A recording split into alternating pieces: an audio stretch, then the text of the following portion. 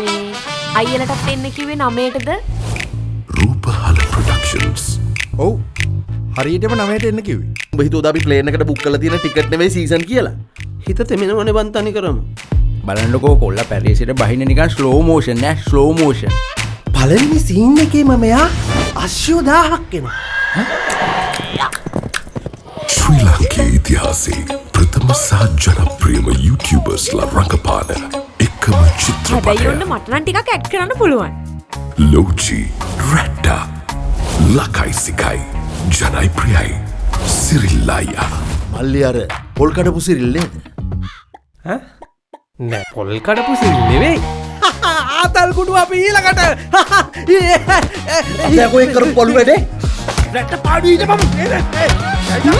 මොන මොකද යකෝ කරන්නේ? කෑ ගහන්න පායකෝ මොකේ කරගේ ඇතුලේ ඉන්නවා. උඹ හිතුවද දියමන්ති කියන්නේ කළු දොදොල් කියලා? ඕගලන්ට තියෙන සල්ලි ටික ලෑස්ති කරගන්න. තුවක්කුව පතු වුණා නම් බලන්න තිබ්බා උඹේ ඇට මුංගට වෙලා යන හැටි. ලෝජ් මේ වැරද්ද කාගේද නැද්ද කියලා මං හරියට දන්නේ නෑනේ.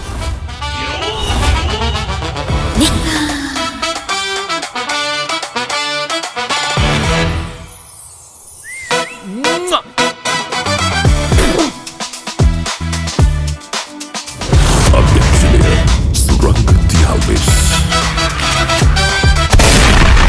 ඒක තමයි මේක අධ්‍යක්ෂ මහත්තයා මේ රතු පාට බටන් එක තියෙන්නේ මොකටද?